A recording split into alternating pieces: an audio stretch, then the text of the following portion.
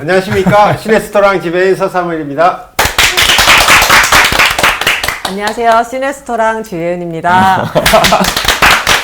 이 자리로 바뀌었다. 시네스토랑 주인입니다. 주인 주예은입니다. 네, 오늘도 잘 부탁드리겠습니다. 주민찬입니다. 안녕하세요. 권혜세입니다. 반갑습니다. 자, 혜성배가 오늘의 영화를 소개하잖아요, 항상. 제가요? 네. 그렇죠.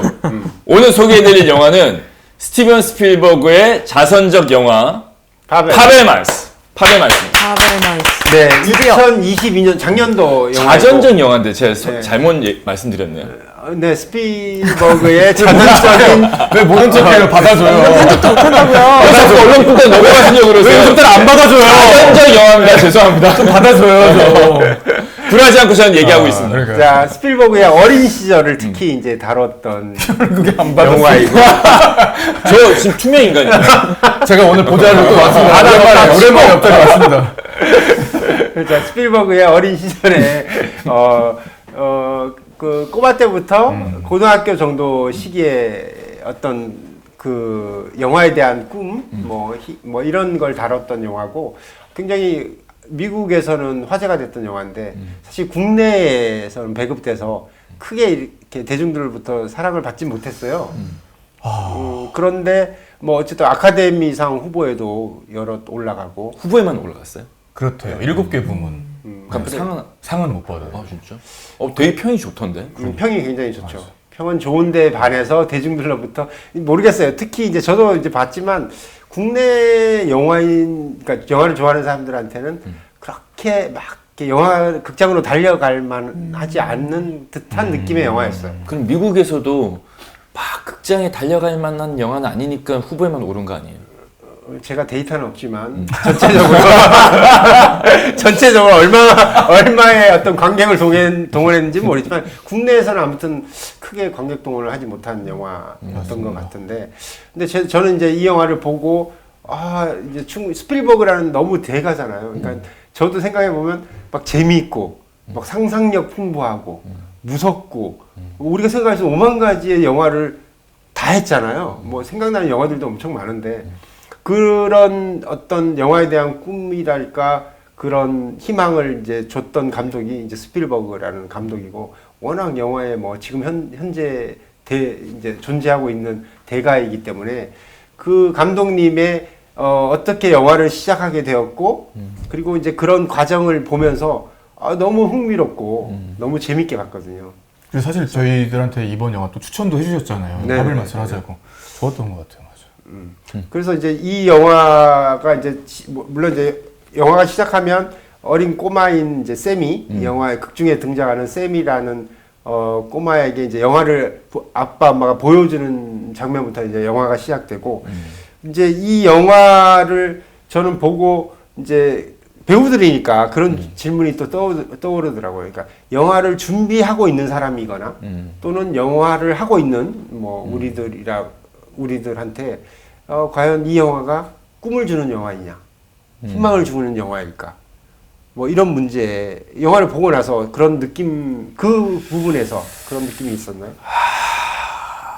솔직하게 저는 영화인들한테 희망을 준다라는 생각, 이런 거 없이 그런 생각 좀 못했고, 무슨 약간 생각이 영화를 들었냐면, 시작할 때 그때의 감성과 감정을 조금 생각해 보면, 저는 되게 좋은 부모 만나서 영화를 이제 시도할 수 있는 그 당시에 아버지가 카메라도 사주고 편집기는 정말 비싼잖아요. 편집기도 사주고, 그리고 엄마의 예술적 감성과 아버지의 또 이과적 뭐 엔지니어적인 감성을 물려받으면서 또 경제적으로도 많이 지원이 됐던 인물이잖아요. 그러니까 우와, 되게 풍요롭게 시작해서 좀 럭키한 케이스였구나. 물론 너무 훌륭하신 감독님이시지만 그 성장 과정에서 있어서 되게 좋았겠다 그러면서 봤어, 솔직히. 부러웠군요. 부러웠죠. 그러니까 이 영화가 그래서 그런 부분에 있어서 희망을 주는 영화인 것 같아요. 잘 모르겠어요. 세수 한번 하면.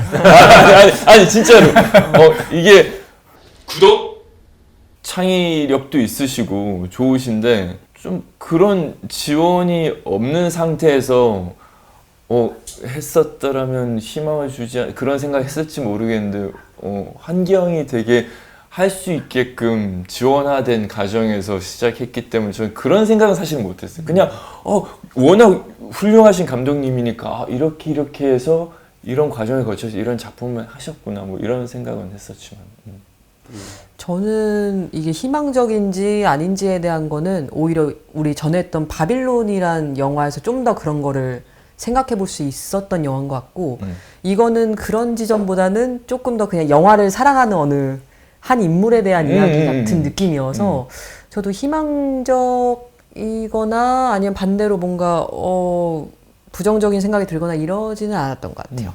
그러니까 질문을 이제 거기서 조금 더 이어가면 우리가 뭔가를 하려고 할 때 그게 꼭 영화든 뭐 다른 부분이든 간에 그러니까 세미처럼 영화를 하겠다고 했을 때 예를 들면 특히 이제 엄마 같은 경우는 굉장히 응원을 해주고 이렇게 북돋아주고 근데 아빠는 사실 그 특히 이제 초반부에는 굉장히 좀 왜 그런 걸 하려고 취미로나 해 그치. 약간 이렇게 그러니까 그러니까 극단적으로 보면 한쪽은 오케이 한쪽은 그건 아니야라고 이제 약간 장애 요소로 등장을 하잖아요. 근데 그러면서도 아버지가 비싼 장비들을 하나씩 던져줘. 불만할 수 없어. 그러니까 취미로 하라는 거였지 그게 영화인으로 앞으로 너의 직업을 가지라는 의미는 아니었다. 그러니까 감독님 저는 왜 그런 생각이 들 수밖에 없냐면 취미로 하면 된다라고 하는데 그 비싼 장비들을 아버지가 선뜻 사줄 수 있는 거는 경제적인 요건이 되시니까 그리고 자식이 하나만 있는 것도 아니고 넷인데 맞아. 그렇게 해줄 수 있는 되게 좋았겠다 그 생각했던 것 같아요.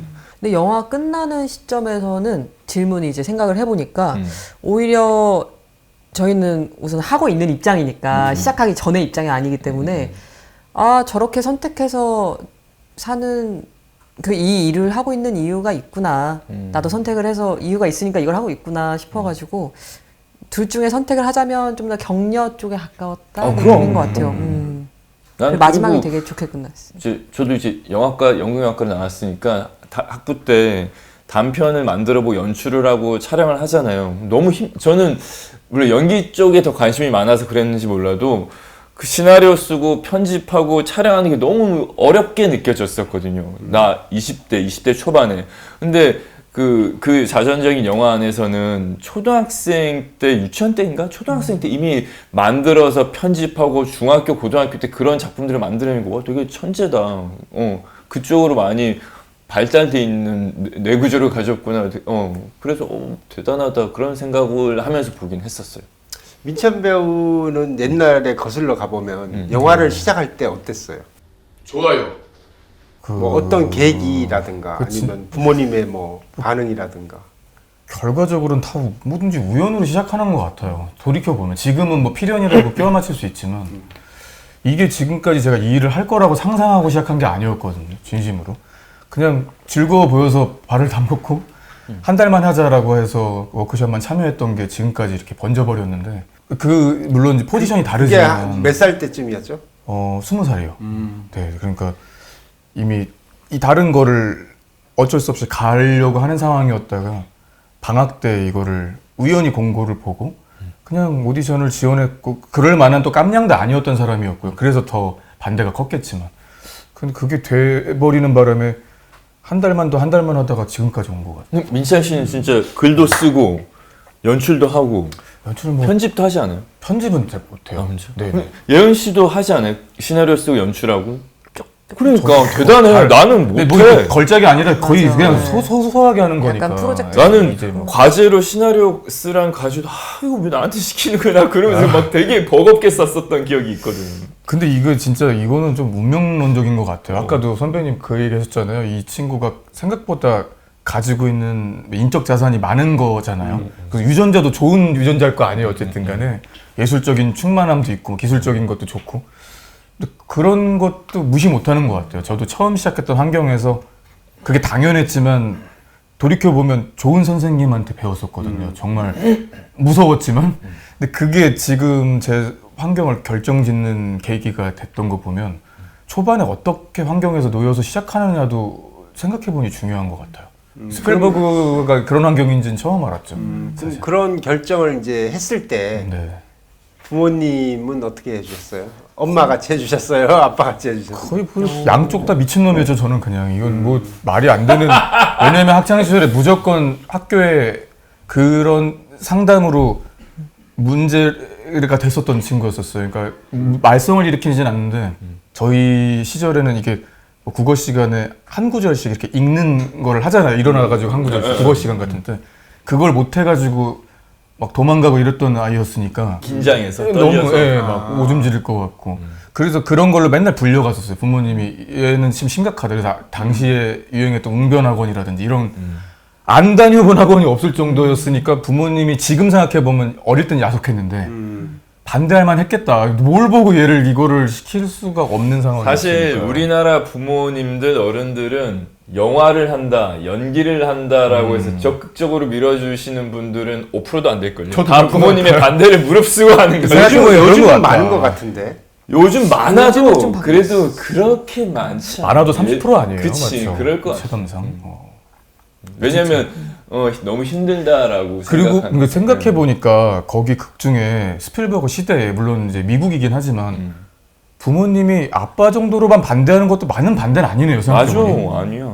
그걸 지금 영화를 다시 떠올려 보니까 그러니까 이게 지금 네. 배경이 1957, 8년, 50년대 후반 얘기니까 네. 미국의 그러니까 영화 산업 자체가 우리 예전에 어떤 바빌론? 영화였죠? 바빌론. 무성향에서 바빌론처럼. 무성 영화로 그러니까 영화 산업 자체가 미국이 세계 전쟁이 끝나고 그러니까 1945년 이후부터 굉장히 그러니까 급속도로 발전. 본격적으로죠. 네. 발달하고 모든 사람들이 극장에 달려가고 이런 시대였기 때문에 또 좀 더 뭐 상황이 좀 달랐을 수 있을 것 같아. 예은 배우는 이런 지금의 영화인의 길을 결정하고 뭐 그냥 나 이거 한다 이러진 않았을 거 아니에요. 그래서 그렇게 했어요.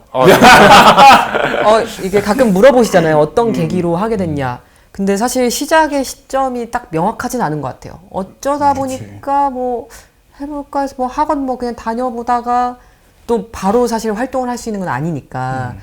그래서 그냥 하다 보니까 하게 된. 그러니까 어쩌다 보니까라는 단어가 정말 정확하잖아요. 맞죠? 근데 그러면 그럼에도 불구하고 열심히 해봐 이렇게 하셨는지. 저는 20대 중반쯤에 시작을 했는데 처음 몇 년은 조금 대놓고 반대하시지는 않았지만 뭔가 불안한 시선. 이러다 말겠지 느낌이 조금 나도, 있으셨던 것 같아요. 그럼 뭐 이러다 말겠지. 저도 그 연극영화과 딱 합격하고 나니까 아버지가 이제 올라오셔가지고 자퇴하라고 그러시더라고요.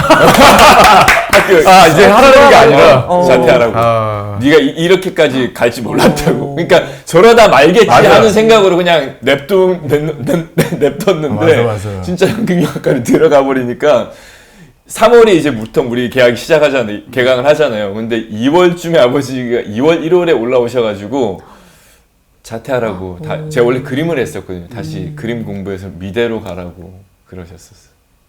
야, 그러니까 진짜 다들 쉽지 순탄치 않게. 않았네. 그러면은 역으로 반대가 있으셨나요? 이런 쪽 업계를 일하시는 거에 대한? 아니요, 저는 뭐 반대할 사람이 없어요. 스티븐 스필버그와 같은 그런 환경에서 머리도 왠지 그런 환경에서 생활하셨을 것 같아. 그쵸? 물론 옷도 원리를 찾아라 그 옷이에요. 맞아, 맞죠. 뭔가 자유로워. 자, 딴 얘기 쓸 때. 맨날 투명인의 침탕인데. 이런 진짜. 옆으로 도와주러 왔어. 그러니까. 좀 더 적극적으로 한번 해봐. 원리를 찾아라. 쓸데없는 얘기하지 말고. 플룩이잖아. 윤달아 냉정해 주셨어. 내꺼화 되어가는 듯한 캐릭터. 본론으로 들어가요. 이 옆에 앉으면 이런가 봐. 여기만 앉으면 여기 갔다가 다시. 그러면 제가 들어보니까 어쨌든 여러분들은 나름 순조롭게 한 거네요. 그래도 물론 이제 반대도 좀 하시고. 그런. 그 약간 스필버그 세미도 뭐 초장에 말이 좀 이상한데. 저는 초기에 좀 그랬지만 좀 초기에는 다들 좀 불안한 시선과 뭐 이런 염려들이 초기 있으셨지만 중반까지 그랬어요. 중간중간 내가 그래서 그거 하지 말라 그랬잖아. 왜 그걸 한다고 부모님 단골 멘트. 와, 저희 뭐 그런 얘기 지금도 불안한 똑같긴 그렇죠. 한 것 같은데. 조금 나아진 것 근데 뿐이지. 이제 나아진 것 뿐이지. 근데 이제 좀 작품에 나오고 그치. TV에 나오고 하니까 그러니까 되게 또 자랑하시는 거야. 아버지 지인분들한테 좋아하라 하시는. 근데 그전에는 그걸 왜 네가 한다 그래가지고 왜 쓸데없이 프로필 사진 찍는데 돈을 쓰냐. 사진 찍는데 뭐. 그 예전에 예은 배우님이랑도 한번 그 얘기를 했었는데 그게 약간 어느 정도 공인이 좀 되다가 나오면은 공인이 되다가 약발이 금방 또 떨어져요. 그거보다 강한 백신이 안 들어가면 언제 그 또 다음 나오니? 것은 언제야? 약간 이런 느낌으로 오기 때문에 백신을 주기적으로 업그레이드 안 해주면 근데 결론적으로는 네. 아닌 척 하시지만 계속 보고 계신 거죠. 그런 것 같아요. 네. 특히나 어머니가 더 그럴 것 같았는데 아버지가 더 아닌 척하면서 더 많이 보더라고요. 나 우리 아버지가 내 거 자료를 다 파일에 넣어놓고 너무 보관해 멋있다. 놓고 계시더라고요. 네. 아버지의 작업실에 그러니까 내 사진 작품했던 사진들 막. 선생님 근데 되게 그럴 때는 되게 좋으시겠어요, 그럴 때. 아니 그 속으로 아니 예전에 하지 말라고 그랬을 때는 언제 아직도 서로 풀어야 근데 굉장히 유사한 공통점이 있네요. 우리 이 영화 파벨반스 영화에서도 사실은 그런 흐름이잖아요. 사실 아버지가 약간 뭐 반대하는 것 같으면서도 계속 사주고 가수고 아 나도 그랬어. 그게 취미로 했지만 결론 마지막에는 적극적으로 또 이렇게 그- 근데 또 영화 영화- 파벨만스의 아버지는 반대도 아니고 회유 정도지 이게 반대는 아닌 것 같아요. 아 근데 심지어 부드러워. 영화 찍을 때 막 도와주잖아요. 그 장면이 너무 웃겼어. 아들이 맞아. 학교에서 상영할 때 아버지 항상 학교에 와 맞아. 직장에 와서 봐. 그리고 관람해. 그거 뭐냐 총 구멍 난 것도 잘했다 막 이렇게 어, 칭찬해주고. 아, 사실 취미로 굉장히 하는 줄 알았으니까. 그래서 그랬나? 가볍게 생각했으니까. 그러니까. 그럴 수도 있겠다. 더 어릴 때니까. 네.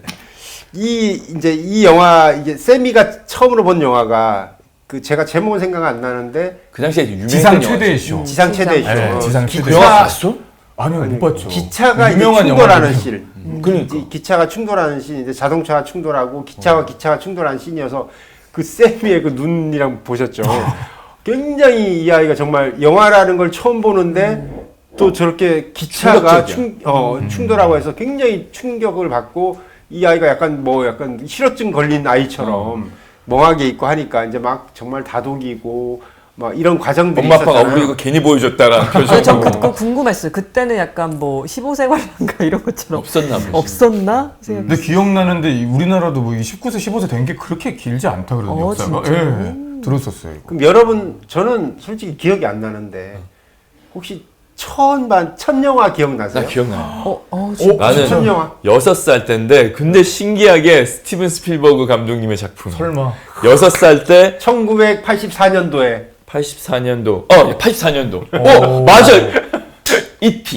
E.T.를 나도 그때 극장 가서 84년도에 봤는데 극장에서 보셨어요? 근데 힘들었어. 어린 나이 뭐냐면 한글도 모르는 나이잖아요. 한글도 모르는데 자막이 나오잖아. 그러니까 영어도 막 보는데 딱 하나밖에 기억이 안 나. 그러니까 두 장면.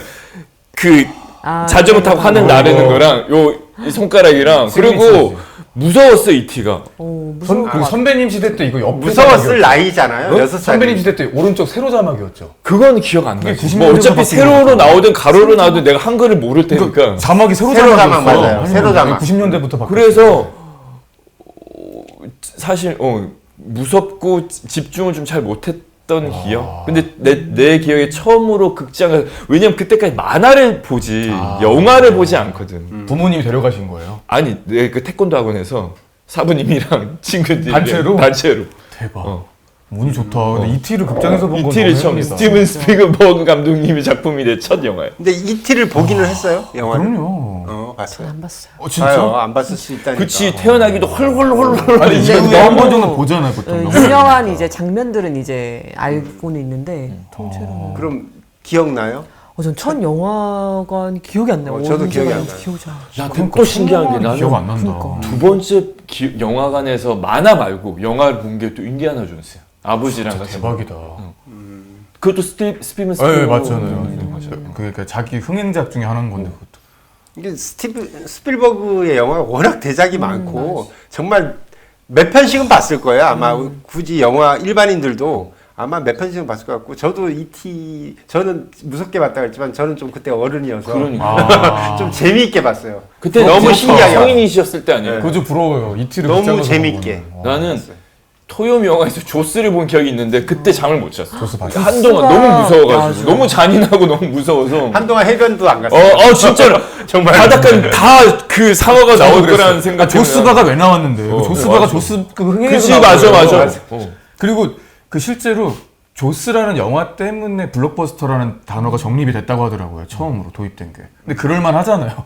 지금 보면 조금 약간 유치해 보일 수 있지만 되게 무서웠던 기억. 지금 우리 그 초등학생 애들 보라고 무서워할까? 아 그럼 지금도 봐도. 아 여전히. 그러니까 좀 뭐 이게 우연인지 스필버그에게 우연이었는지 뭔지 모르겠지만 세미가 봤던 첫 영화가 뭐 지상 최대의 쇼라는 열차에 관련된 영화였는데 여러분도 이제 다 아시겠지만 세상 최초의 영화가 기차에 관한 영화였잖아요. 알죠? 리미에르 1895년도에 류미에르 형제가 만든 열차의 도착이라는 얘기만 들었는데 본 적. 우리 노베에서부터도 계속 얘기했던 것 같아요. 맞아요. 그러니까 열차 도착. 뭐 그때 영화는 사실 1분짜리 1분, 뭐 50 몇 초짜리 영화인데 그리고 영상이죠, 맞죠? 거의. 그냥 카메라 플랫폼에 딱 세워져 있고 플랫폼으로 열차가 들어오는 거예요. 그게 끝이에요. 그게 영화 그때 최초의 영화였어요. 근데 이제 그러니까 이게 최초라는 게 신기한 게 사람들이 다 홀에 모여서 의자 놓고 이렇게 앉아 있어서 거기 이제 열차가 쭉 들어오잖아요. 조그만 열차가 이제 점점 크게 플랫폼으로 확 다가오니까 네. 실제로 뒤에 있었던 사람들은 문 열고 도망갔대요. 무서웠어. 기차가 정말 오는 아, 그런 느낌을 것 받고 같아요. 처음이니까 이런 걸 본 적이 없었기 때문에.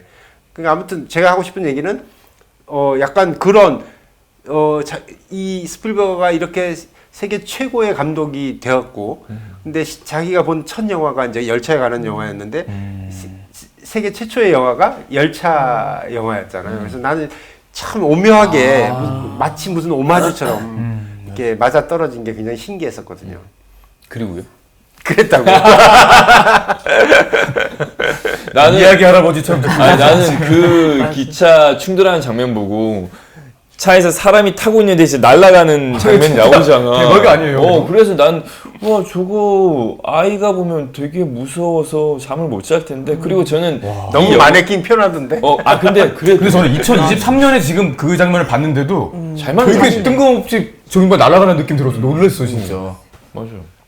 약간 무서웠어 솔직히 얘기하면서. 저는 그 아이의 표정이 이해가 됐어. 저 무서울 것 같아. 그리고 약간 조악해서 더 무서워. 뭔가 맞아, 그대로 맞아, 부딪히는 맞아. 느낌이라 진짜. 그러니까 그 감정이 그 꼬마인 세미한테는 어떻겠어요. 그러니까 엄청나게 무서웠고, 그러니까 그런 그 아이의 상태를 특히 이제 파악한 엄마 미치가 뭐 아빠와 함께 이제 선물로 그 유대인의 무슨 축제일을 갖다 크리스마스 하나 날. 그 축제일에 이제 기차 선물을 장난감. 해주잖아요. 그래서 그 기차의 충돌 장면을 찍어서 정말 그걸 해소를 하는데 그런 과정도 나는 그 장면을 보면서도 또 느꼈어.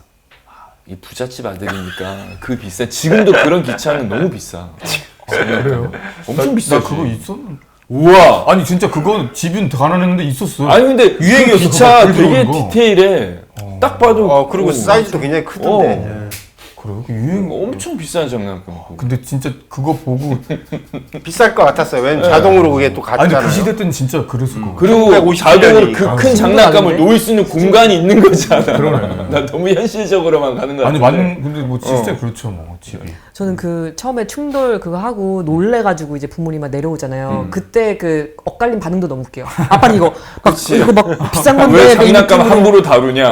둘이 계속 그게 사실 극장 진입하기 전부터도 그러잖아요. 맞아. 야, 이거는 사진이 24장을 붙여가지고 24장 붙여서 애가 없는데 알아줘. 과학적으로 설명하고 맞아. 있잖아요. 그리고 엄마는 이거 너한테 엄청난 좋은 경험을 줄 거라 꿈이라고 좋은 꿈이라고. 영화는 꿈이라고. 맞아요. 그래서 너무 재밌었어요. 그 장면. 양쪽에 참 좋은 영향을 많이 받을 수 있는. 어떻게 보면 둘이 다르지만 아이한테는 좋은 것 같아요. 둘 다 균형 있게 주는 거니까. 그러면 이제 아빠 엄마 뭐 중심은 아빠 엄마의 얘기니까 이 세미와 아빠와 엄마의 얘기를 좀 하면 그 아빠 스필버그랑 좀 닮았던 것 같아요?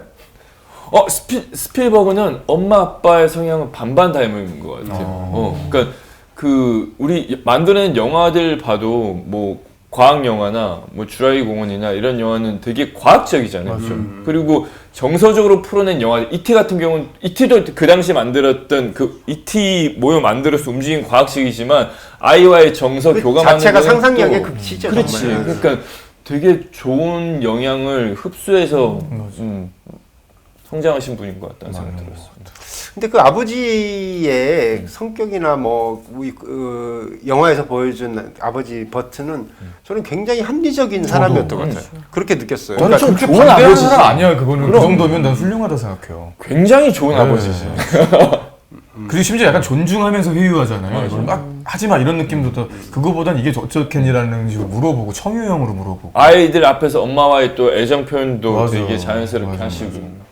그리고 뭐 거기에도 나왔지만 그 아버지는 충분히 뭐 자식들도 그렇고 부인 미치를 굉장히 사랑하는 남편으로 나오고 능력도 있으시고 영화 구조상 미치가 메인 플롯에 좀 속해 있어서 상대적으로 그래 보이지만 똑같이 보면은 뭐 엄마 아빠가 그렇게 이상한 사람들이 아니어서 너무 좋은 부모. 네, 너무 좋은 사람. 좋은 부모인데 성격 개별적으로도 보면 좀 오히려 미치가 좀 약간 반항적인 그쵸. 어떤 그런 기질을 가지고 있고 자유롭죠. 허리케인 불었을 때 정말 아이들 깜짝 데리고 놀랐어요. 갈 수 있는 그런 부모는 잘 없잖아. 모험심이 엄마부터가 보통이 장난이 아니에요, 진짜. 그러니까 오히려 스필버그의 그런 영화적인 상상력과 그런 모험심과 어떤 그런 도전 정신은 엄마에서 거의 다 받은 것 같아요. 진심으로. 다 그때 무서워서 도망가기 바쁘지 아이들한테 실제로 그 장면을 보여주려고 그 뚫고 가는 부모가 있었을까 그 당시에. 정말. 그거를 경험한 아이들이기 때문에 또 그렇게 그럴 수 상상력이 풍부할 수 있지 않았나. 저는 영화를 보면서 좀 사실 좀 짧은 구간이었지만 할머니가 돌아가셨을 때 그 삼촌, 그러니까 미치의 삼촌 외삼촌이 등장하잖아요. 뭐 아주 긴 보리스, 아주 긴 장면 아닌데, 그러니까 할아버지 뻘 되는 세미한테 할아버지 뻘 되는 이제 그분의 등장이 나름 인상적이에요. 좀 저는 이렇게, 제일 재밌었는데. 재밌고 뭐 한편으로는 좀 어렵기도 하고 좀 이해 안 되는 부분이 살짝 있기도 한데. 굉장히 인상적이었거든요. 저는 맞아요. 그분의 저도. 어떤 비주얼부터 시작해서 맞아요. 할아버지가 난 칠면조 이렇게 손으로 뜯어먹는 게 인상적이야. 약간 후반에 존 포드가 있다면 전반기에 한번 깨닫게 만들어 1차 각성을 그분이 시켜준 것 같았어요. 할아버지. 네. 특히 이제 영화를 또 네, 그것도 이해를 하시는 하니까 분이니까. 예술적 영감을 이해하니까 그게 기억나요. 그 대사가 이해하면서 그치 가족은 사랑하지만 예술은 우리를 미치게 하지. 예술은 우리를 미치게 와 그걸 하지. 보고 네. 이해가 너무 되는 거예요. 그러니까 맞아요. 가족을 사랑하지만 안 사랑하는 건 아니잖아요. 근데 이 또 예술에서만 주는 또 이거는 가족하고는 또 무관한 거니까. 그러니까 세미가 그 할아버지하고 얘기 들을 때 그 눈이 맞아. 촐망촐망한 막 설명 엄청 하잖아요. 이건 이렇게 찍을 거고. 그래서 그 할아버지가 보리스가 얘기해주는 방식도 재밌는 게 되게 귀찮아하면서 그러지 말고 그냥 보여주면 어떠니 그냥 그 설명 이렇게 찍을 거라고 얘기하지 말고 그냥 한번 찍은 걸 좀 보여주라 했더니 저 그거 내 의도대로 못 찍고 좀 조악한 그냥 캠핑 영화다 막 그러면서 했던 장면 보면 보리스 삼촌이 좀 전반부 때 힘을 좀 실어줬나? 세미에게 좀 뭔가 힘 실어주고 각성을 좀 시켜줬던 존재 같아서. 그러니까 그 영화인으로 살게 좋은 조건들을 많이 갖고 계시긴 했어. 그러니까 세미가 봤던 첫 영화는 적절한 자극도 함께. 첫 영화는 영화에 대한 흥미를 어쨌든 주었고 이 아이에게 영화라는 그 조그만 카메라로 그걸 찍어가면서 영화에 대한 흥미, 이게 재밌고 뭔가 여기에 대한 어떤 호기심이 계속 일어나게 해줬으면 그 보리스 할아버지가 약간 세미에게 영화에 대한 철학적인 기반을 닦아준 것 같아요. 그런 느낌이 본격적으로, 들어요. 예. 뭔가 조금 성인 단계로 진입할 때 주는 영감이라고 해야 되나? 그래서 그 부분 헤어질 때도 익살 맞게 뭐 이거 포즈하면서 헤어지잖아요. 이거 하면서 저도 액팅이 그 전에 대사 내용도 되게 좋았는데 약간 뭔가 가족 그 예술 그래서 약간 뭔가 찢는 액팅 느낌이라 해야 되나? 같이 공존할 수 없는 느낌식으로 얘기를 해서 그거 볼 때는 조금 생각해보게 되긴 했어요. 약간 예술과 가족의 약간 평화라 해야 될까요? 그게 그리고 같이 맞아요. 갈 수는 없을까? 그리고 솔직히 이거를 생각하면서 한국 사람으로서는 어떤 느낌도 들었냐면 예전에 그런 말 있었거든요.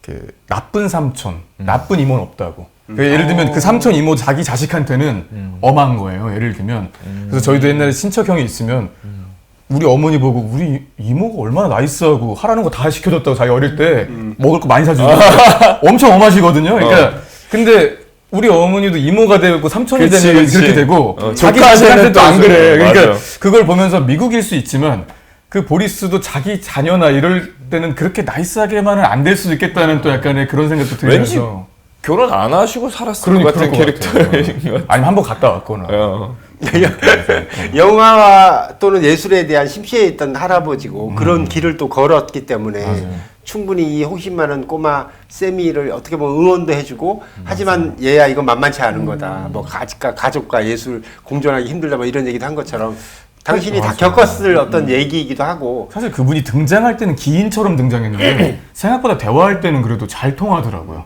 완전 무슨 이상한 사람처럼 등장할 거라고 나는 막 사실 보여주잖아요. 첫 등장 때 되게 폭력 남편인 그러니까 것 같은 느낌으로 내가 약간 사람들 무서워하고 막 이러잖아요. 등장할 가정 때. 폭력 요런 거랑 좀 어울릴 것 같은 포스였어.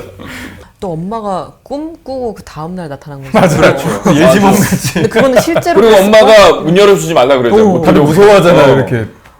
엄마가 바람 잡으니까 다른 애들도 좀 무서워하기도 하고 막. 근데 초반에 그 허리케인 왔을 때 차 타고 갔다가 그 대사 한마디 하잖아요. 돌아보면서 약간 뭐지? 모든 일에는 이유가 있다. 이유가 있다. 맞아. 근데 그게 그 보리스 삼촌 나타나기 전에도 약간 이유가 있으니까 나타났지 느낌이었고 맞아요. 그 후에도 약간 영화 전반적으로 좀 그런 이유가 있으니까 일어났겠지 싶은 거를 생각하고 보게 되더라고요. 그러니까 인과관계가 항상 있는 거를 강조하는. 그러니까 세미에게도 사실 큰 이유가 있었던 거죠. 그렇게 보면. 왜냐하면 더 그쪽으로 정진할 수 있는 어떤 힘을 할아버지가 딱 주고 가신 거니까. 알림 설정까지. 또 사실 이 영화의 핵심은 엄마와 세미와 또 아빠와 그 동생들과의 관계가 굉장히 중요하잖아요. 왜냐면 사실은 이제 영화에 대한 뭐 그게 아빠 말대로 취미였던 간에 세미에게는 굉장히 뭐 세미가 이게 나는 취미야라고 할 나이는 또 아니잖아요. 이게 뭐 모든 걸 수도 있고 그 아이에게는. 그래서 그쪽으로 힘을 받고 나가는데 사실 이제 큰 계기가 있잖아요. 약간 충격적인 이 계기가 있잖아요. 캠핑 가서 찍은 영화로 인해서 엄마와? 개인 세미 개인뿐만 아니라 사실 가족 전체에 충격적인 일이 이제 일어나는데 인생을 한번 바꾸는 충격이잖아요. 그렇죠. 엄청난 그리고 이제 그걸 초기에는 특히 이제 본인만 가지고 있어야 되는 것이기도 하고 약간 엄마하고 나만의 비밀로 가지겠다고 이제 그러면서 또 되게 어른스러우셔. 맞아요.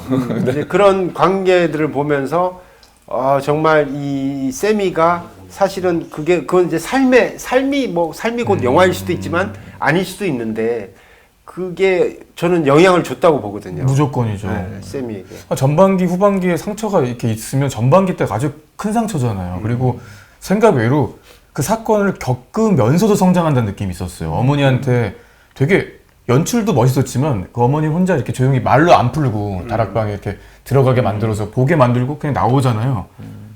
그게 그러고 나서 그냥 한번 안아주는데 아버지는 말하지 않을 어떤 거라고. 면에서 엄마를 이해해줘, 그쵸. 되게 그것도 저는 그러니까. 재밌었던 코드 중에 하나였어요.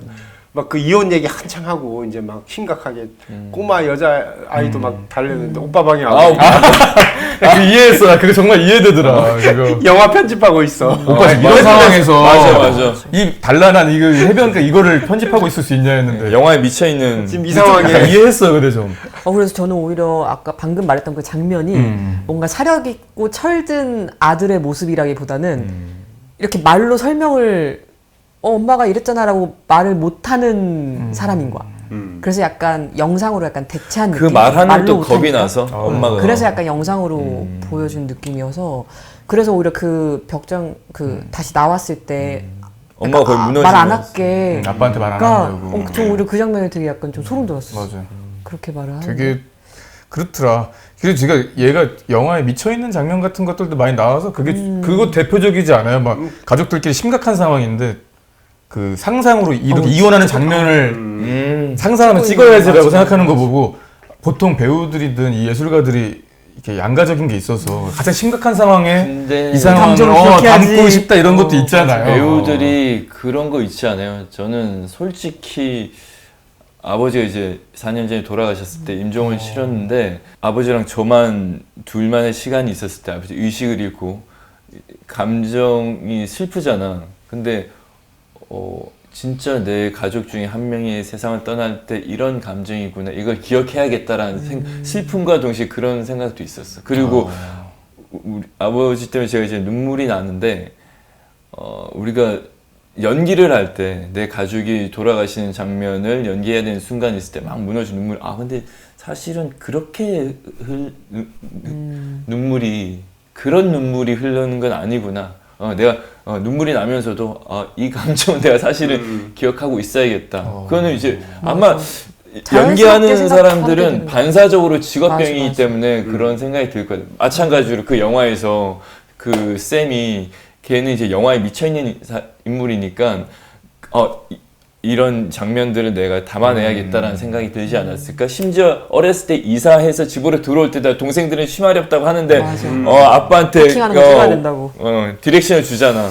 그러니까 그렇고 이 어린 친구지만 그런 상황을 실제로 체감하는 게 자주 있는 일이 아니라는 걸 알 거 아니에요. 직감적으로. 그러니까 귀한 감정이고 귀한 상황이라는 거 아니까 더더욱 희소성이 있으니 그걸 갖고 싶어 하는 것 같은 느낌도 들고, 이런 좀 창작의 일을 하는 사람들이라면 전반적으로 좀 공감할 수 있는 포인트였던 것 같긴 합니다. 그런 부분. 네, 어릴 때 동생들 데리고 뭐 계속 찍잖아요. 근데 인터뷰 보니까 실제로 여동생이 되게 싫어했대요, 오빠. 너무 막 수 있지. 시키니까 막. 보통 싫어해. 맞아. 그래서 막 문 잠그고 있었다고. 스필버그의 동생이 네네, 여동생들이 원래 되게 싫어했대. 너무 맨날 뭐 찍자고 하고 막 뭐 시키고 하니까. 그 원래 감독 가족으로 둔 사람 되게 그러니까. 싫어하잖아. 싫어하지. 난 그거 뭐 미라로 분장시켰을 때 물 분무기를 뿌리고 이건 숨을 못 쉬잖아. 저런 애는 진짜 정말 그렇게 했을 것 같아요. 그리고 틸업하면 휴지심 막 이렇게 다. 제가 어릴 때 제 딸아이한테 이제 위인전을 읽어준 적이 있는데 그 중에 스티븐 스필버그 위인전을 읽어줬어, 동화책으로. 실제로 그랬어. 그 장면이 그 장면이 나와요. 휴지를 돌돌 말아가지고 두루마리 휴지로 동생들한테 미라 분장시키는데 아이들이 너무 힘들어하는 그게 나와. 이거는 실제 거의 대부분이 실화 같아요. 맞아요. 그리고 실화 같아요. 들어보니까 이게 스필버그 감독이 훌륭한 감독이지만 각본가로서는 20년 만에 참여한 맞아. AI 다음에. 그래서 그 각본, 근데 이거는 생각해보면 이거를 자기가 각본을 안 쓰면 말이 안 되는 영화긴 해서 물론 도움받긴 했지만 스텝진들도 가장 가족 같은 스텝들로 꾸렸다고 하더라고요. 이런 영화를 찍을 거니까 진짜 손발이 거의 완전 눈만 봐도 알만한 사람들. 근데 진짜 대부분이 다 고증을 엄청 나서가지고 했다 그러더라고. 하나하나 디렉팅 보니까 메이킹 필름에서 하나하나 다 잡아주더라고. 이거 이렇게 하고 이렇게 하고. 근데도 주인공 샘이었나요? 샘이 배우가 그렇게 디렉팅을 하면서도 막상 슛 들어가면 자유롭게 하게 놔뒀대요. 나랑 너랑은 다른 거니까 너는 세미의 삶을 살아야지 스티븐 스필버그 삶을 사는 게 아니라고. 거장 감독님은 디렉션 주는 것도 다르네요. 자기가 그걸로 감동받았다는 인터뷰를 보고 저러면 참 멋있긴 하겠다. 고증은 고증대로 주지만 할 때는 또 제한을 안 두니까. 고증이 쉽잖아요. 본인의 그렇잖아요. 맞아요. 얘기니까. 근데 저 이거 외람되는데 그 세미 역할 하신 사람 가브리엘인가요? 네. 그 배우님 나는 스티븐 스필버그 닮은 것 같아. 이상하게 약간 새로운 괴짜 너드 같은 맞아요. 얼굴을 좀 닮았어. 맞죠? 그분도 오디션에서 픽업한 거죠. 캐스팅한 것 같은데. 좋겠다. 나머지 어머니 아버지 배역도 그렇고 그 헤어스타일은 똑같더만요. 엄마 헤어스타일이 너무 이뻐서 찰떡이라 봤더니 실제 어머니도 그 헤어더라고요. 이렇게 일자로 자르시고 이렇게 했던. 얼굴은 좀 다르시긴 하지만 아버지는 비슷하다고 했나요? 실제 아버지랑 그 캐스팅된. 네, 그 폴다노 배우님이랑 그 스티븐 스필버그의 아버님이랑 되게 비슷한. 외모가? 네, 비슷하다고 하시더라고요. 키도 비슷한 분을 캐스팅했겠죠. 네, 다 아마도. 그렇게 한 것 같아요. 야, 외모도 최대한. 비슷하고 연기도 잘하는 배우를 캐스팅하기 쉽지 않을 텐데. 맞아. 그래서 아무튼 이 영화는 그렇게 어떤 가족의 그런 뭐 엄마의 적극적인 도움과 아버지의 뭐 반대 아닌 금전적인 반대와 또 다른 도움을 주고 그리고 이제 막 한창 청춘기에 이제 엄마의 그런 비밀을 알게 되면서 충격을 받고, 그리고 가족이 결국은 아빠 엄마가 이제 이혼하게 되면서 그 어린 아이들이 그런 이제 혼란기를 겪고 했지만 스필버그는, 그러니까 세미는 아주 꿋꿋하게 정말 그 무도회에서 틀을 그 해변의 영화를 찍어서 결론은 영화. 이제 계속 영화인의 삶을 가잖아요.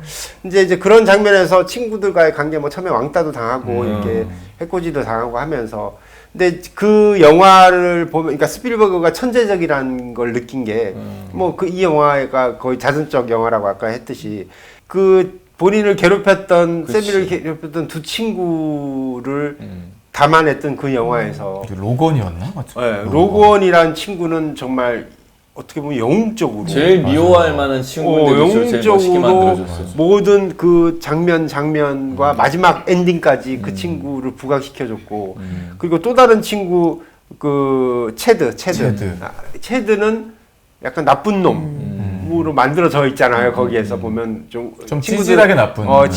친구들한테 막 이렇게 화면 보고 웃게 만들고 그래서 화나서 가고 뭐 베이글맨 이랬나요? 베이글맨이라고 막 놀리죠. 그렇게 놀렸던 친구를. 맞아. 그러니까 그런 거 보면 스필버그가 정말 천재적이란 게 정말 연출의 힘이 정말 대단한 거죠. 영화는 연출의 거니까. 이제 그래서 힘이 그 학생 각각 파트가 있지만 친구들도 그 로건을 되게 영웅시 생각하고 헤어진 여자친구도 다시 돌아오고. 영화를 맞아, 보고 실제 그러지 않은데 그쵸. 그러니까 그게 영화의 힘인 것 같아요. 맞아. 그러니까 근데 그 나이에 고등학생 때 이제 그런 연출력을 보여준 거잖아요. 그래서 증명을 해버렸잖아요. 정말 대단했던 것 같아요. 심지어 그때는 조금 완숙미가 있었을, 그러니까 편집이라는 것을 좀 더 알았을 무렵인데 그 이전에 초창기 때 전쟁 영화 찍을 때도 저는 되게 매력 있게 봤어요. 막 이거 하면서 옆으로 가잖아요. 돌리면서. 맞아. 그 친구한테 연기 주문을 첫 디렉팅을 하잖아요. 생애 아, 첫 디렉팅. 여기서 모든 맞아. 사람 잃었고 그러니까 얘 몰입하잖아요. 또 이 배우 나보고 연기하라는 거지 하면서 굉장히 몰입해가지고 정말 전문 감독처럼 약간 도전하는 배우들. 느낌이어서 처음 디렉팅이라는 걸 누구한테 해보는데 왜냐면 우리 그때까지는 말해놓고도 당황했어, 어설프긴 약간. 하지만 그 전까지는 홈비디오니까 디렉팅이 없잖아요, 사실은. 근데 이제 첫 디렉팅을 하는 느낌이니까 이 받는 배우도 처음에 당황해서 나보고 지금 연기를 하라는 거야. 그래서 맞아. 뭐 이렇게 설명해 주니까 얘가 막 몰입해가지고 컷했는데도 막 나중에 과몰입했죠. 나 그 장면 되게 재밌었던 게 그 죽은 병체들이 맞아요. 막 뛰어나가지고 그 앞에서 누워있는 게 되게 웃겨. 그리고 너무 생각보다 웃겼어. 피도 잘 만들어서 막 맞고 막 표시는 나지만. 이러면서 막 근데 표시가 나니까 계속 이렇게 되고 있더라고요. 되고 있어. 근데 손이 제가 떨어지지 않고 주워 그때 계속. 되게 이해가 갔던 게 그 아버지랑 처음으로 대립하는 게 아버지가 그러는 거예요. 그날 그래도 너가 캠핑 그 영화를 찍어줬으면 좋겠다 했더니 그날 나 전쟁 영화 이거 회차 남았다. 안 된다 했더니 야 가족보다 중요해? 막 이렇게 하니까 난 이거 한참 다퉜죠. 40명이나 대기하고 있다. 그러면 우리 그 서부 영화는 캠핑 영화 전에 만든 건가? 친구들이랑? 원래는 전에 만들려고 계획을 했으나 금방 얘기했지만 아버지가 무슨 소리야 엄마랑 우리 캠핑 맞아, 가기로 맞아. 했는데 그걸 미뤄라 좀 맞아. 다퉜잖아요. 아니 아버지하고. 그게 지금 전쟁 영화 아니에요? 그러니까요. 그게 전쟁 영화죠. 그럼 그 서부 영화 찍은 거 있잖아요. 그 필름에 구멍 구멍 내서 그럼 내가지고 그 전에. 그 그거는 가족 그 캠핑 전. 영화 전에. 그거는 그 전이죠. 그렇죠. 그래서 되게 그거 보면서 정말 이해 갔어요. 나 지금 40명 프로 마인드예요. 그렇지. 40명이나 지금 대기하고 있는데 저게 이거를 맞는 약속이지. 약속이다 하니까 어. 가족보다 중요해 막 아버지가 이러니까 둘이 하루만 미루면 되는데. 결국에는 어쨌든 취소 캔슬을 하는데 맞아. 그 전쟁 영화 찍는 거 보고도 떡잎이 다르다라는 느낌을 받고 아까 말씀하셨던 그 학교 땡땡이의 날인가요? 뭐 그거 해변 축제 같은 거 막 그거 찍을 때는 이미 막 아이스크림으로 비둘기 똥, 맞아. 갈매기 똥인가 이걸 만들고 하는 거 정말 보고 전문가 같아. 연출의 와, 프로 이거 같아. 진짜 대단하다라는 느낌을 그때 받았죠. 영웅으로 거의 막 슬로우 걸잖아요. 이 마지막 맞아. 등장하게. 나도 그거 보면서 쟤는 쌤 괴롭혔던 애인데 왜 쟤를 저렇게 멋있게 찍어주지 했는데 결과물에서도 그렇게 저는 근데 나오고. 궁금해요. 그거 각자 어떻게 생각하셨어요? 왜 멋있게 찍었던 것 같으세요? 친해지고 싶어서. 그러니까 아니면 걔를 해주면 이제 날 안 괴롭히니까. 그렇죠. 잘 봐달라 뭐 이런 케이스인 아니, 거예요? 모르겠어요. 그런 심리까지는 모르겠지만 어쨌든 자기가 영화 그 힘을 보여준 거 아닐까요? 자기 뭐 내가 대사에서도- 이렇게 만들면 너도 이렇게 나도 나를 괴롭힌 저 친구를 이렇게 만들 수 있어. 뭐 이걸 보여준 거 아닐까요? 저는 그냥 학생들 관점에서 생각해 봤을 때 걔가 짱이잖아 학교에서. 그럼 걔를 좀 해주면 걔가 이제 내 편이 되면 나를 괴롭힐 사람은 없겠다. 나를 유대인이라고 괴롭힐 사람은 없겠다. 그 심리로 하지 않았어요. 결론적으로는 또 그렇게 됐지. 근데 대사에서 이제 다 이 말했던 옵션들이 다 던지잖아요. 대사로. 뭐 이래서 이런 거야? 이래서 이런 거야? 뭐 이래서 이럴 수도 있고 저래서 근데 다 포함되지 않았을까. 근데 저는 주된 거는 어쨌거나 영화를 되게 사랑하는 인물이기 때문에 그냥 주인공이 누가 더 필요한 거야. 연출상 필요해. 그러니까. 근데 이만한 야. 인물이 없는 거야. 그래서 쓴 느낌이 저는 그러니까 뭐 강하게 사관도 다 저도 빼고 그쪽이 한 이 영화에는 네. 맞는 거야 이 사람이. 이 역할 프로네. 필요해. 히어로가 필요해. 그러니까 사적 감정 다 배제하고 내 영화에는 이게 맞는 거잖아. 진정한 프로네. 프로네 완전히. 그러니까 좋은 놈도 필요하고 멋있다. 좀 나쁜 놈도 필요해. 그래서 궁금하긴 했어요.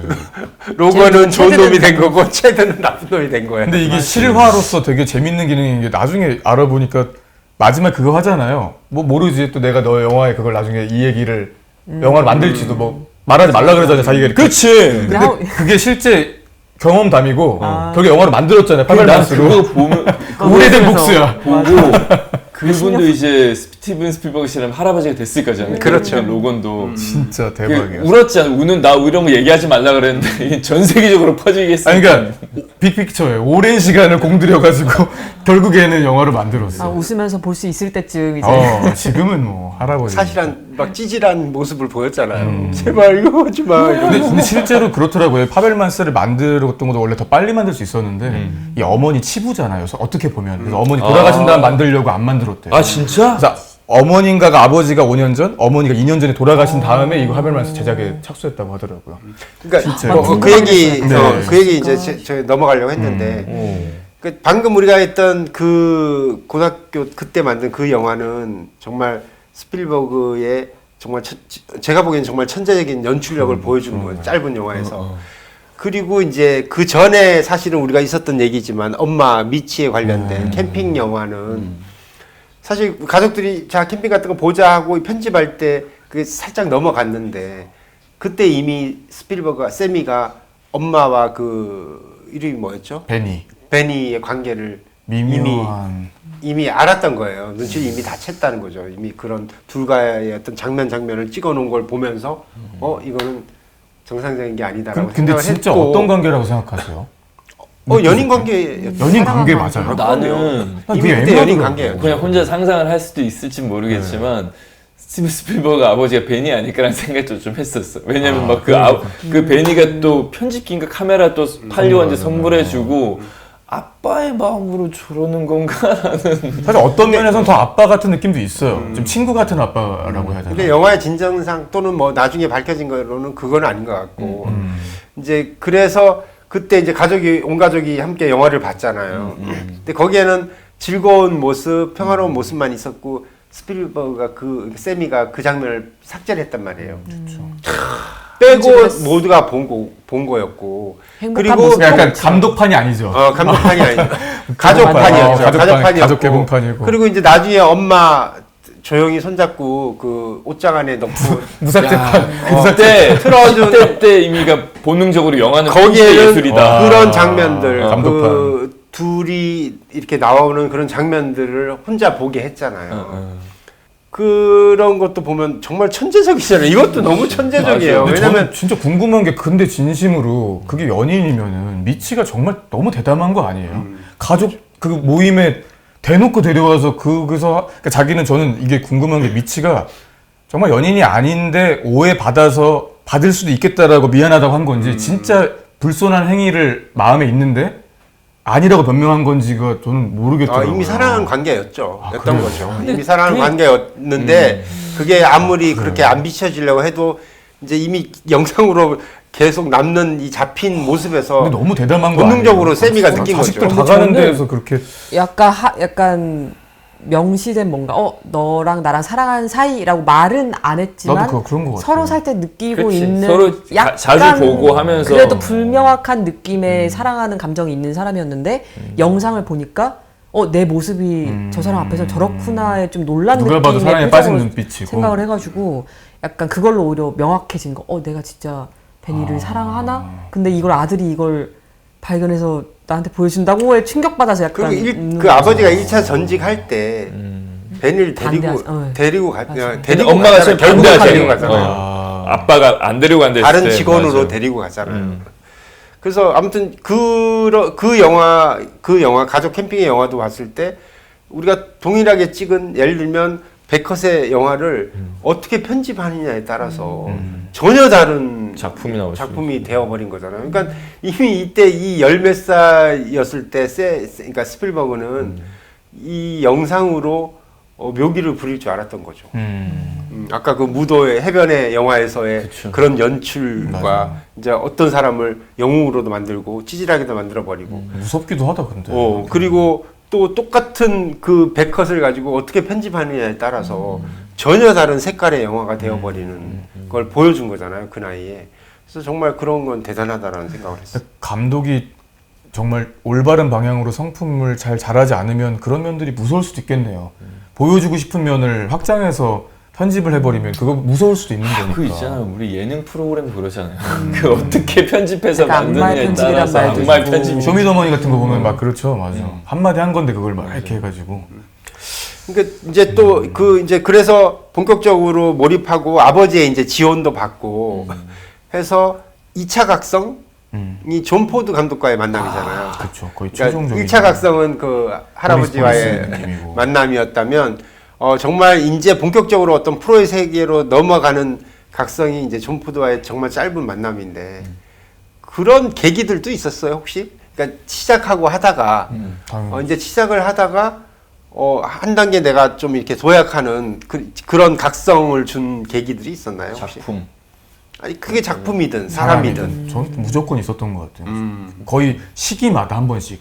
그리고 약간 그게 미신일 수도 있지만 한 번 위기가 올 때마다 체인지 되는 또 다른 스승이 나타나더라고요. 그게 한 번 정도 또 그 다음 스승이 나타나고. 저는 제일 각인되는 분 딱 한 분 있어요. 이순재 선생님. 최근에. 응. 그러니까 한 2년 전 그 리어왕이라는 공연을 할 때 그 워낙 방대한 대사량인데 젊은 우리 배우들은 우리가 이제 공연에 대해 장면 연기하고 나오면 그냥 분장실에 들어가서 쉬거나 좀 그러고 있는데 장난친다거나 핸드폰 한다거나 그러고 있는데 이순재 선생님은 나오는 장면이 아닐 때도 그 분장실에 안 계세요. 그냥 무대 뒤에서 계속 대본 계속 읊조리면서 대사 실수하실까 봐 계속 연습하시더라고요. 근데 우리가 연습할 때도 만약 6시 스탠바이면 한 3시간 전에 오셔가지고 원문이랑 그 이제 번역본이랑 같이 보시면서 계속 연습하셔요. 계속 보시면서. 그러니까 저는 처음으로 누군가를 존경해봤던 경험이었어요. 저는 부모님을 존경 사실 없었는데 처음으로 그러니까 존경해봤던 유일한. 근데 진짜 각성이라는 포인트는 어떤 누군가 해주는 말보다는 보는 게 더 큰 것 같아요. 그렇게 약간 그렇죠. 현장에서 선배님들 보면은 약간 약간 알아서 약간 반성하게 되고. 그리고 배우게 너무 되고. 훌륭하신 선배님 많이 봤지만 이게 훅 들어왔던 게 어떻게 저러시지라고 싶을 정도로. 맞아요. 근데 그런 경험은 항상 있고 영화에서 좀 항상 스승상들이 저렇게 뭔가 직설적으로 얘기 안 해준다는 느낌으로 많이 등장하잖아요. 거장일수록. 근데 그게 처음에는 너무 항상 그런 류가 타입캐스팅인가라고 생각했는데 실제로 삶에서도 그런 분들이 많더라고요. 이렇게 정확하게 얘기해 주는다기보다는 아까 계속 제가 선문답이라고 얘기했는데 뭔가 이 사람이 답을 찾을 수 있도록 뭔가 던져놓고 그런 방식의 사람이 많은 것 같아요. 유독. 근데 영화적인 것도 그렇지만 실제로도 그런 분들이 많았거든요. 저를 각성시켜 주셨던 분도 그 이메일을 이만큼 보내주셨는데 제가 그렇네. 계속 곱씹어보면서 성장하게 됐던 계기가 있었어요. 근데 진심으로 여기서도 존 포드도 마찬가지로 좀 불친절한 선생일 수 있잖아요. 사회적으로 보면 윽박 지르고 약간 저기 너 이거 알아? 이거 알아? 그 양반처럼 막 윽박 지르고 그 보러 지켜보라고 하니까 하고. 집어치우고 당장 꺼져.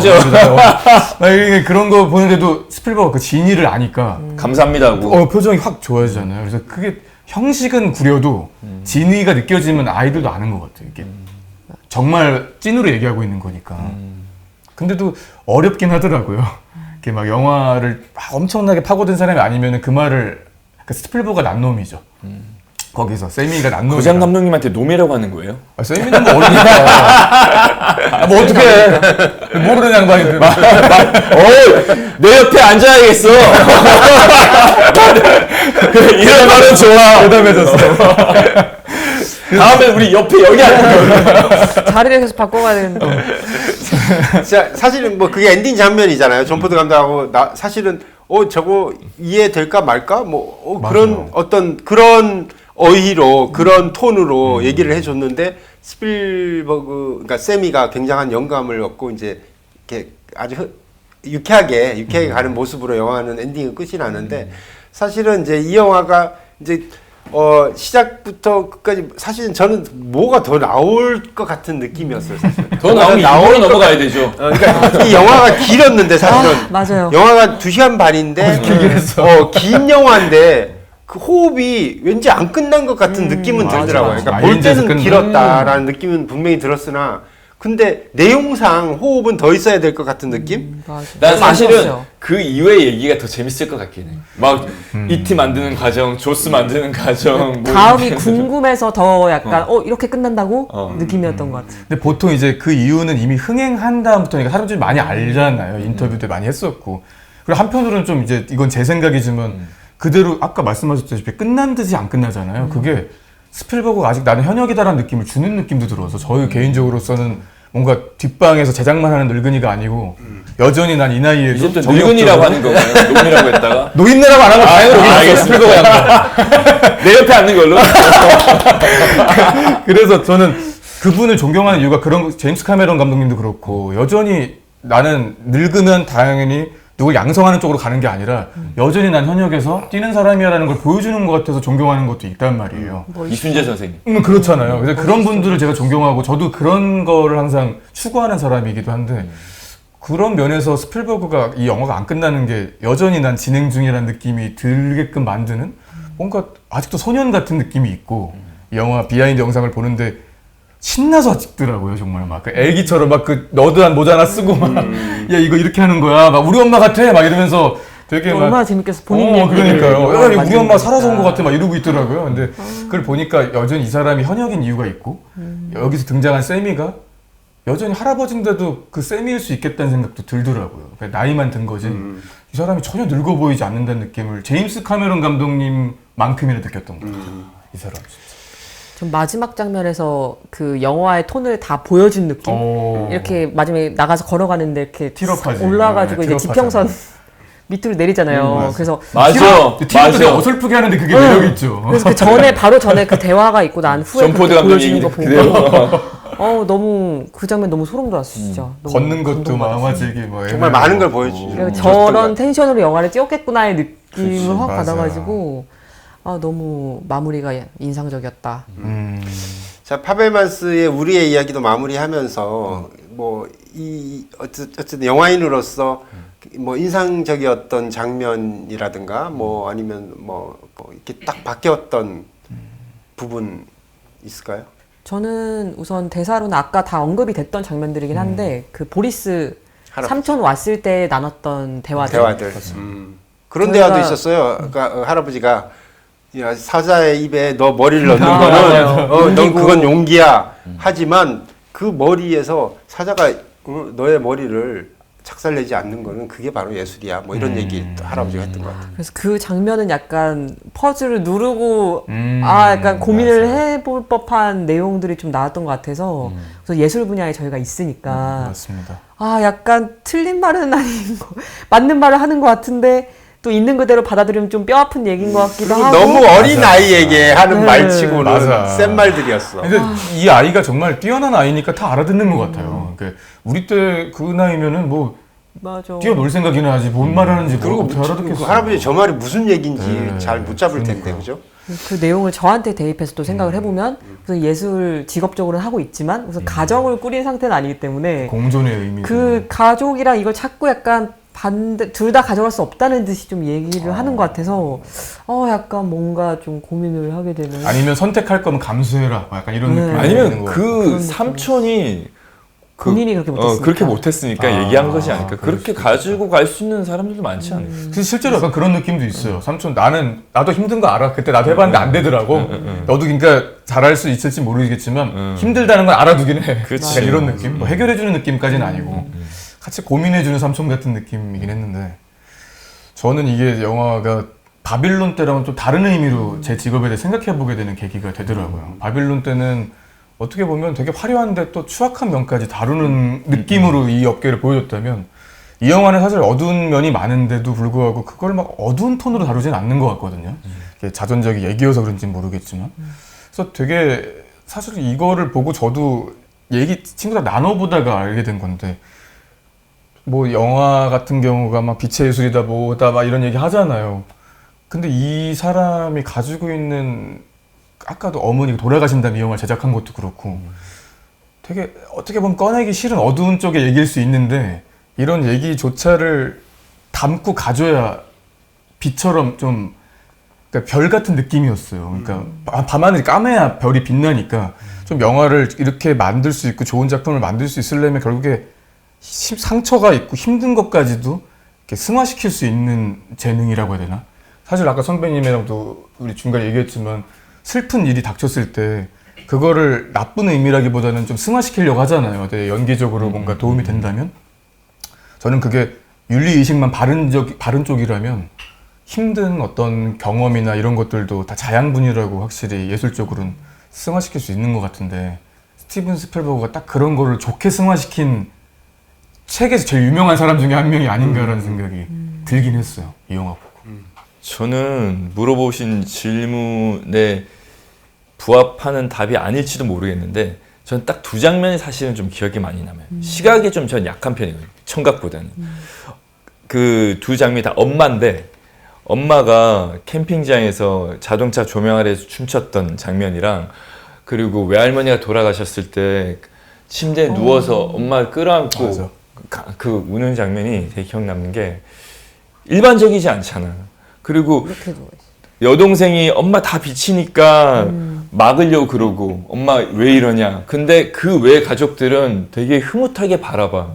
그래서 그런 환경, 정서를 가진 가족들은 어떤 마음 상태일까? 그리고 그 엄마가 자기 친엄마를 돌아가신 직전까지 침대에서 누워서 끌어안고 있는 모습을 그 정서는 어떨까? 그럼 그런 정서를 보고 자란 사람들의 또 마음의 정서 상태는 어떨까?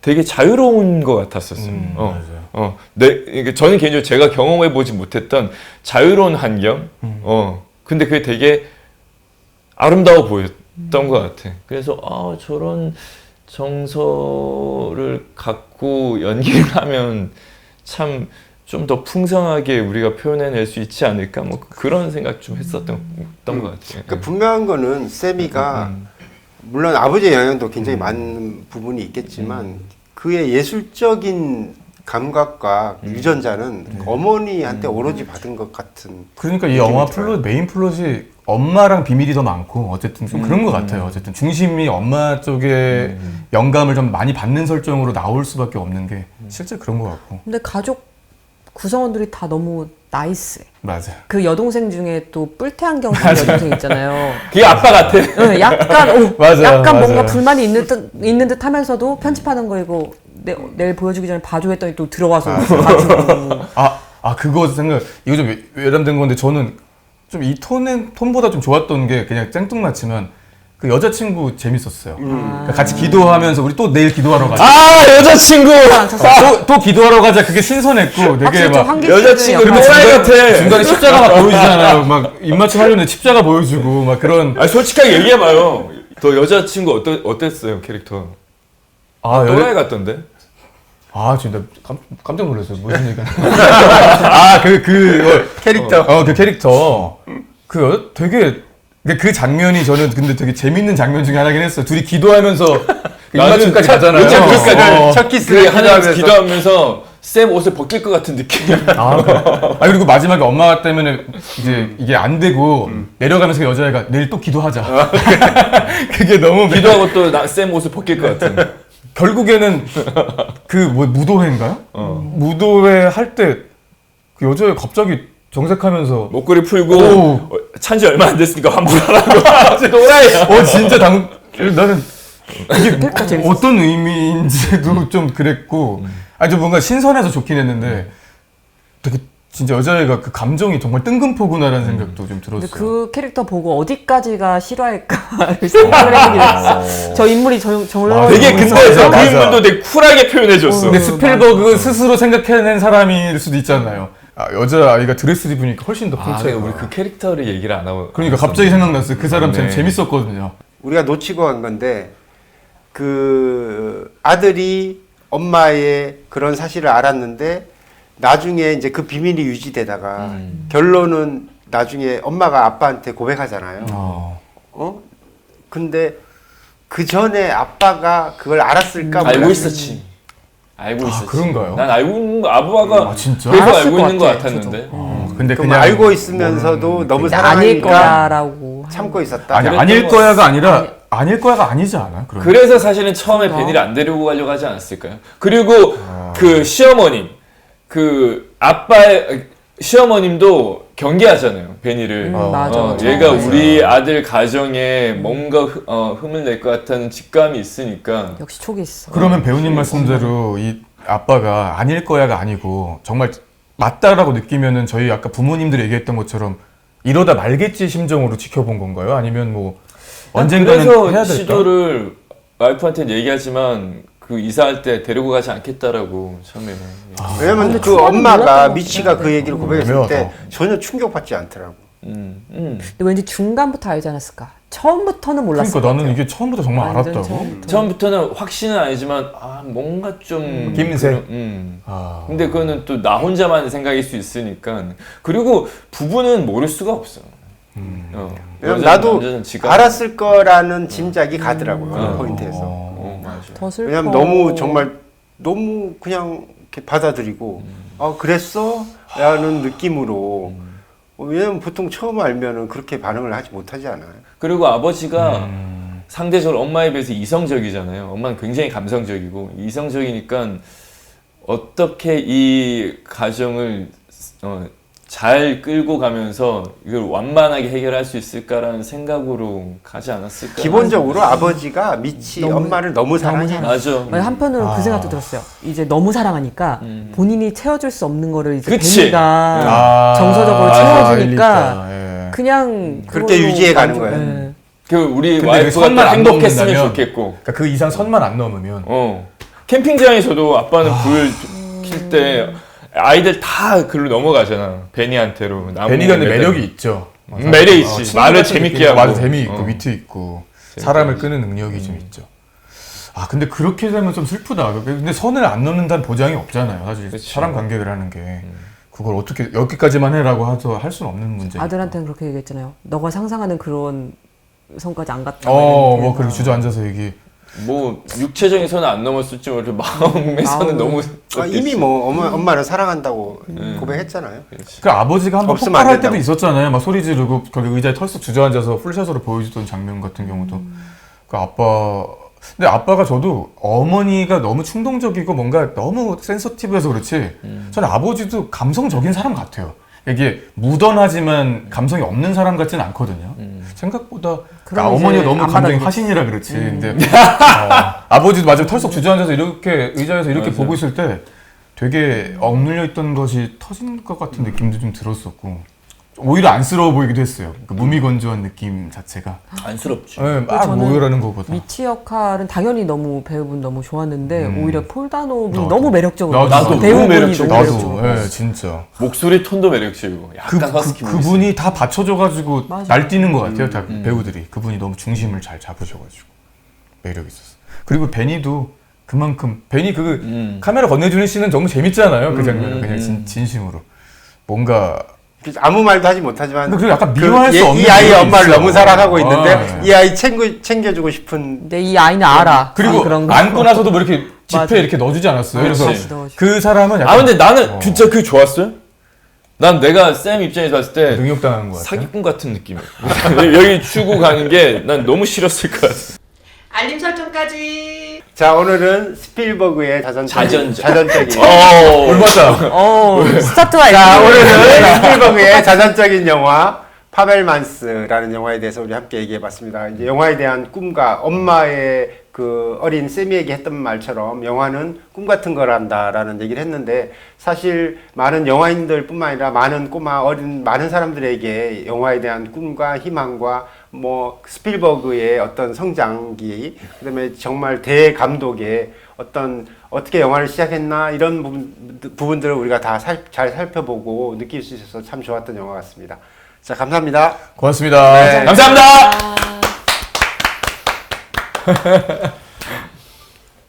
시네스토랑 구독, 좋아요. 알림 설정 잊지 마세요.